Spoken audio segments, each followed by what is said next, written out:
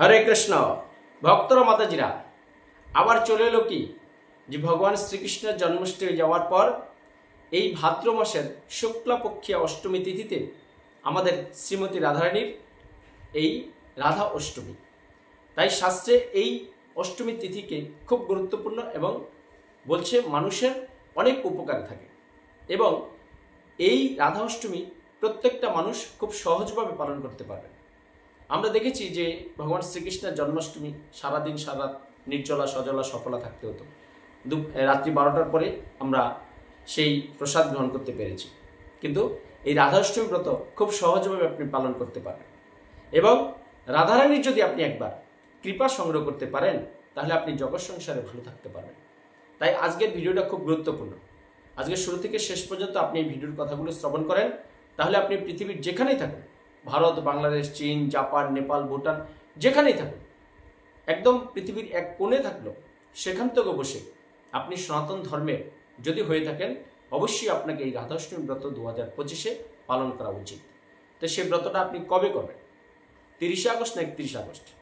সর্বশাস্ত্র কি সিদ্ধান্ত হয়েছে যে আগামী 31 আগস্ট রবিবার আনন্দ সহকারে সারা পৃথিবীতে একই দিনে এই রাধাষ্টমী ব্রত পালন হবে। এমন নয় যে বাংলাদেশে একদিন, ভারতে একদিন, আমেরিকা একদিন, জাপানে একদিন, না। সর্বশাস্ত্র সিদ্ধান্ত হয়েছে এই ভাদ্র মাসের শুক্লাপক্ষীয় অষ্টমী তিথি, যেটা 31 আগস্ট রবিবার সারা পৃথিবীতে উদযাপিত হবে আমাদের এই রাধা কৃষ্ণ নয় অভিন্ন সেই শ্রীমতী রাধারানীর রাধা অষ্টমী তিথি। তাই এইটাকে শাস্ত্রে বলেছে, আমরাও বলছি যে জীবনের আপনার সবচেয়ে সহজ ব্রত।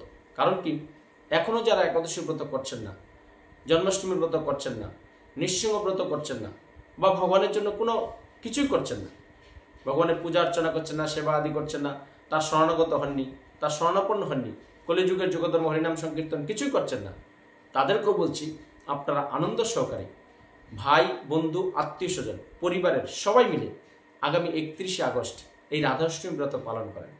পালন করলে কি হবে, আপনি যদি জীবনে একটা একাদশী ব্রত পালন নাও করে থাকেন, যদি একটা রাধাষ্টমী ব্রত নিষ্ঠার সাথে পালন করেন তাহলে কি হবে, আপনি 1 লক্ষ, একটা দুটো বা 1000, 2000, 10,000, 20,000 নয়, 1 লক্ষ একাদশীর ফল সঞ্চয় করতে পারবেন। শাস্ত্রে সুন্দর করে বলেছে এবং বলেছে যে কেউ যদি অনেক পাপ করে থাকে সমস্ত পাপ ক্ষয় হবে রাধাষ্টমী ব্রততে। তাই আপনার জীবনের কেন এত সুন্দর সুবর্ণ সুযোগটা ভক্তরা হাতছাড়া করবেন? আপনারা আমার এই কৃষ্ণকথা সুজিত চ্যানেলটা দেখছেন বড় একটা, আর এটা সুজিত প্রভুর চ্যানেল, এখানে সংক্ষিপ্ত ভিডিও পাবেন বিশেষ বিশেষ মাহাত্ম্যগুলো। তাই আপনারা আনন্দ সহকারে আগামী 31 আগস্ট রবিবার খুব নিষ্ঠা সহকারে দুপুর 12টা অবধি উপবাস, একদম সহজ। আপনাদেরকে সারাদিন সারারাত উপবাস করতে হবে না। এবার কেউ যদি চান উপবাস করতেই পারেন, তাহলে রাধারানীর অতীব প্রিয় হবেন। কিন্তু যেহেতু রাধারানী আমাদের মর্ধান্যে এসছেন, এই আপনার বৃন্দাবনের রাবেল গ্রামে আপনার বিশ্বভানু কন্যা এবং কীর্তিদা সুন্দরী গৃহে তিনি এসেছিলেন মধ্যাহ্নে, অনুরাধা নক্ষত্রে। তাই মধ্যাহ্ন অবধি যদি কেউ নির্জলা থাকতে পারেন থাকবেন, যদি কারো শরীর পারমিট না করে নির্জলা আপনি না করতে পারেন তাহলে কোনো অসুবিধা নেই। আপনি সজলা সফলা ভগবানকে বিভিন্ন রকম, রাধা কৃষ্ণ দুজনকে বিভিন্ন রকম ফল টল নিবেদন দিয়ে আপনি সেগুলো গ্রহণ করুন, তবু আপনারা এই রাধাষ্টমী ব্রতটা পালন করুন। আজকে সনাতন ধর্ম কেন এত বিলুপ্তির পথে? আমরা সত্য ত্রেতা দাপরে দেখেছি সারা বিশ্ব ব্রহ্মাণ্ড শাসন করতেন সনাতন ধর্মের মানুষরা, মহারাজরা, কিন্তু আজকে আমরা এক ভারতবর্ষ চালাতে আমাদের হিমশিম খেতে হচ্ছে। তাই ভক্তরা মাতাজিরা, যদি সত্যিকার অর্থে হৃদয়ে কৃষ্ণ চেতনা, কৃষ্ণ ভাবনায় আপনারা জাগ্রত হতে চান, তবে রাধাষ্টমী ব্রত 2025-এ আপনাকে করতেই হবে। কারণ রাধারানীকে যদি আপনি এই ব্রতের মাধ্যমে সন্তুষ্ট করতে পারেন, আপনি সংসার জীবনে ভালো থাকতে পারবেন। আমরা আজকে ভালো নেই কেন? ভগবানের নিয়মগুলো মানি না বলে।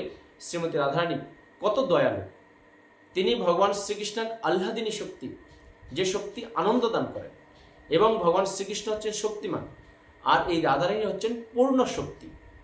তাই পূর্ণ শক্তি থেকে শক্তিমান হয়েছেন ভগবান শ্রীকৃষ্ণ।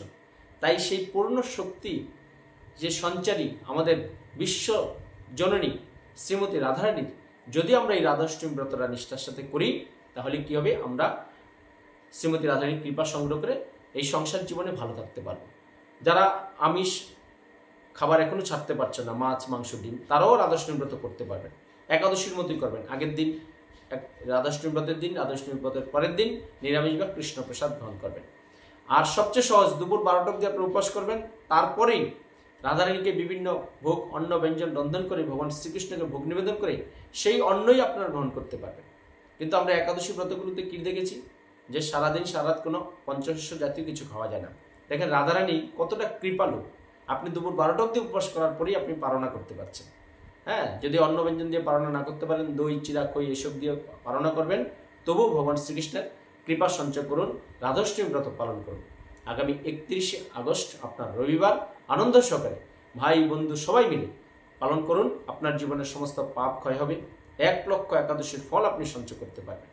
যারা একাদশী করতে ভয় পান, অনেকে আছে এই না খেয়ে থাকতে হবে, এই নিরামিষ খেতে আমি পারি না, মাছ মাংস ছাড়া আমার চলে না, তাদেরও জীবনে একটা সুবর্ণ সুযোগ 2025-এ এই রাধাষ্টমী ব্রত করুন। তাহলে ভগবান শ্রীকৃষ্ণের কৃপা পেয়ে আপনার সংসার জীবনে ভালো থাকতে পারবেন। তাই সবাই ভালো থাকুন, সুস্থ থাকুন, চোখ রাখুন আমাদের এই সুজিত প্রভুর এই বিশেষ সংক্ষিপ্ত চ্যানেলে। আপনারা সবসময় ভালো থাকুন, আমাদের চ্যানেলটা সাবস্ক্রাইব করে রাখুন। আজকের ভিডিও আপনার বন্ধু বান্ধব আত্মীয়স্বজন সবার মধ্যে শেয়ার করে দিন। তাহলে আপনার মধ্যে জানতে পারবে যে জীবনের সবচেয়ে সহজ ব্রত রাধাষ্টমী ব্রত পালন করলে, রাধারানীর কৃপা পেলে আমরা জগৎ সংসারে সবাই ভালো থাকতে পারবো।